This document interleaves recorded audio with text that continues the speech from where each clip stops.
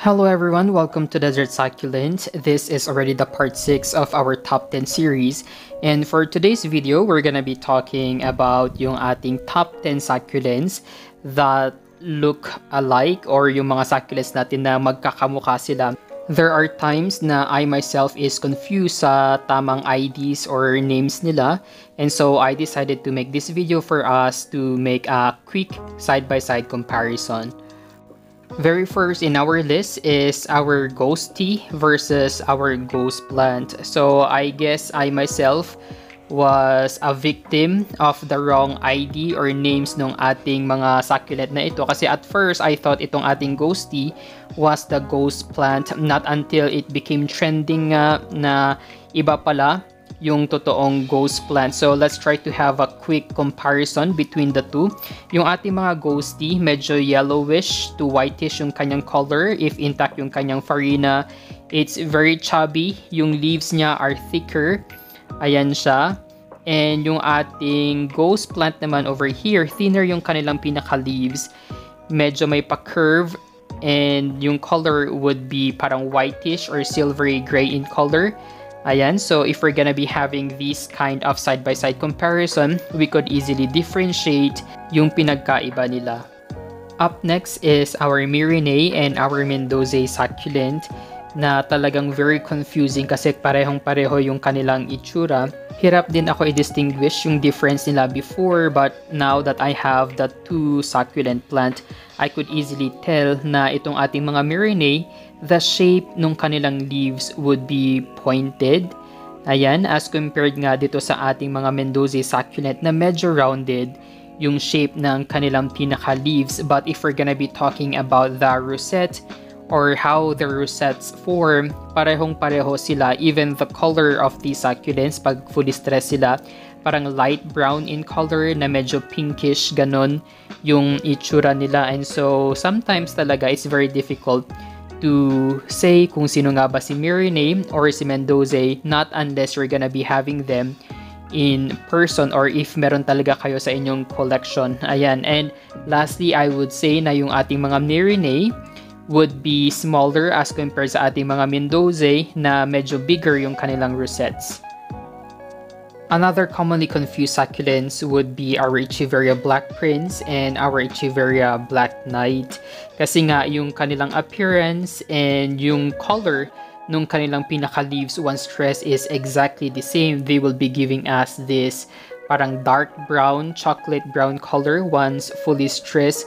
Although there are some ways for you to distinguish which is which. So unahin nga natin yung shape ng kanilang pinaka-leaves. Itong ating mga Chivaria Black Knight kasi, you would see na sa pinakadulo is medyo narrow siya. Then, parang lalapad lang siya ng very light. Sobrang konti lang yung paglapad niya. Then, it will be giving you these tips. While yung ating mga Chivaria Black Prince, you would notice na sa pinakadulong part, before yung kanyang pinaka-tip is parang may pa-curve siyang ganyan, diba? Kitang-kita natin yung parang pa-curve dito sa kanyang pinaka-leaves. You would see this one, diba? Lumapad siya ng sobrang laki dito sa gitna, then naging manipis siya as compared to this one na parang pa-V lang siya. Wala na siyang pa-curve na masyado as compared sa ating Black Prince. So, I will just be giving you this side-by-side comparison so you could easily see kung ano nga ba yung difference ng dalawang succulent na ito. Fourth in our list would be our Chivaria Topsy Turvy and our Chivaria Cubic Frost. Isa ito sa mga madalas mapagkamalan or napagbabaliktad yung kanilang mga pangalan. This one is our Cubic Frost. Yung kanyang color would be parang purplish in color, while our Topsy Turvy medyo greenish white lang yung kanyang color even if na fully stressed siya. So in other words, it won't be giving you any additional color, parang whitish lang talaga siya. And another thing is that we could easily notice yung shape ng kanilang pinaka-leaves. Yung ating mga Topsy Turvy kasi, mapapansin ninyo na may pagka parang U-shape yung appearance ng kanyang leaves. Ayan o, diba? Parang payu siya. Then, pointing inwards yung kanyang pinaka-leaves, while yung ating mga cubic frost medyo pa-V lang yung shape nung kanyang pinaka-leaves, and therefore if we're gonna be having these shot from above, parang pa-square yung fino-form niya, while yung ating Topsy Turvy here medyo parang heart shape or circular yung nafo-form niya na shape. Ayan, so that's the main difference between these two succulents. We also have here our Chivaria apus and our Chivaria Amabile or Amabile. Ayan, so if we're gonna be having these side-by-side comparison, it's difficult to tell which is which kasi pareho sila ng color. Yung way ng pagka-stress nila would be like this, na pinkish yung kanilang pinaka-leaf margins. Kaya we're just gonna be basing our comparison sa shape ng kanilang pinaka-leaves. Itong ating mga apus, ayan, pa-V sila, while this one, yung ating Amabile, medyo rounded yung shape ng kanyang pinaka-leaves. It's difficult to explain yung kanilang differences, so let's just have these talagang side-by-side comparison between the two. Ayan, so let's focus sa shape ng kanilang pinaka-leaves. Itong ating mga Amabile, ayan, very distinct yung pagka-round ng kanyang leaves as compared to this one that you would see na medyo pointed nga yung shape ng kanyang pinaka-leaves. It's very difficult to explain yung very details nila. Basta this one, more on around yung shape ng kanyang pinaka-leaves. And this one is like this. Medyo pointed nga siya. And honestly, if you only have one in your collection, talagang malilito kayo. You can only see the big difference if you have the two in your collection para ma-compare nyo talaga.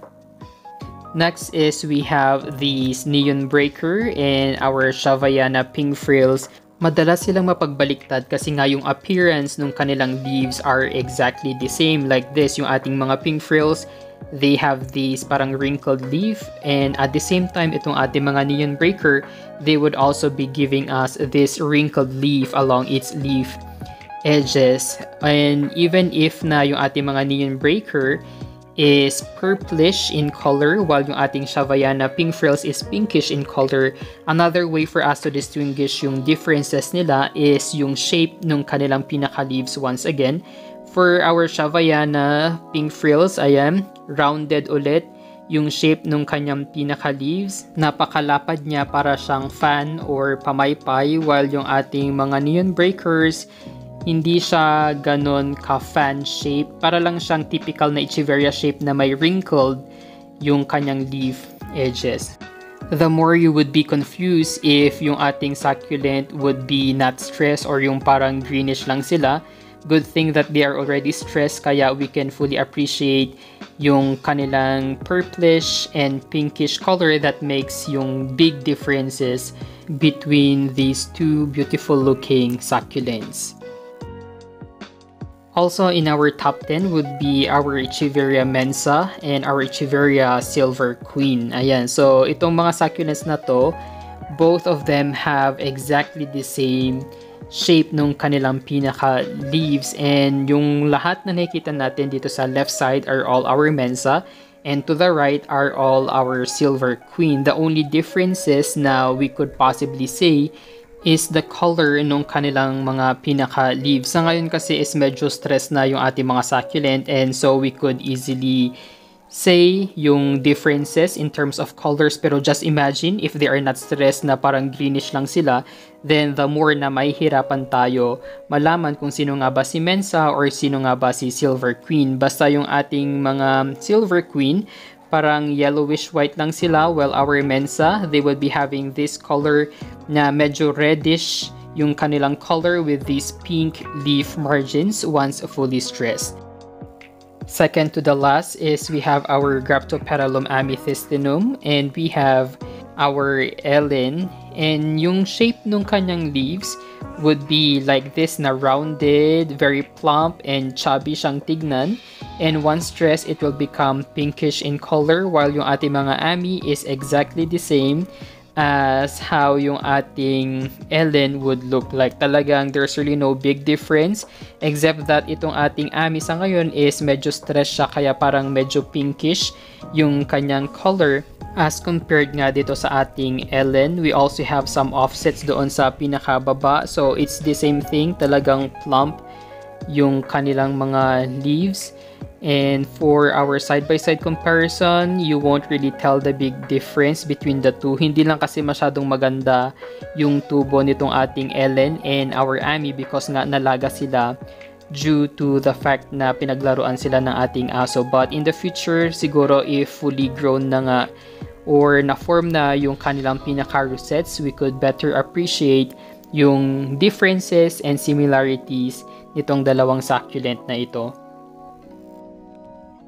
Lastly is we have our Chivalria Laloensis and yung ating Chivaria Morning Beauty or commonly known as yung ating Blue Rose, although napakadali nilang i-identify kasi itong ating mga Morning Beauty talagang medyo light blue yung shade ng kanyang pinaka-leaves with that pink leaf margins, while our Laloensis we have parang purplish na color yung kanyang shade. So, ganon yung differences nila and yung kanyang pinaka-tip pala is parang claw type siya na very pointed, very distinct and dominant yung pointed tips as compared dito sa ating mga Blue Rose or Morning Beauty na may tip rin naman siya pero hindi siya ganon ka-sharp.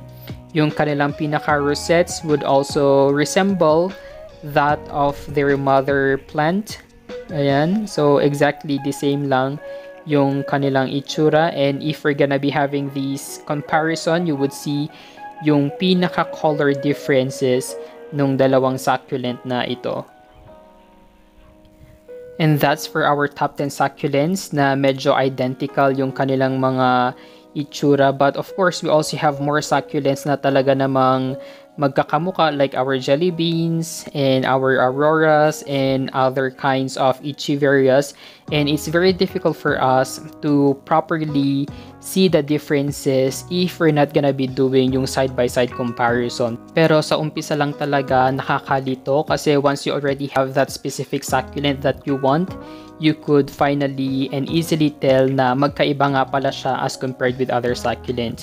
And that's all. Thank you guys for watching. Don't forget to like and subscribe to our YouTube channel. You may also visit our Facebook page at Desert Succulent PH.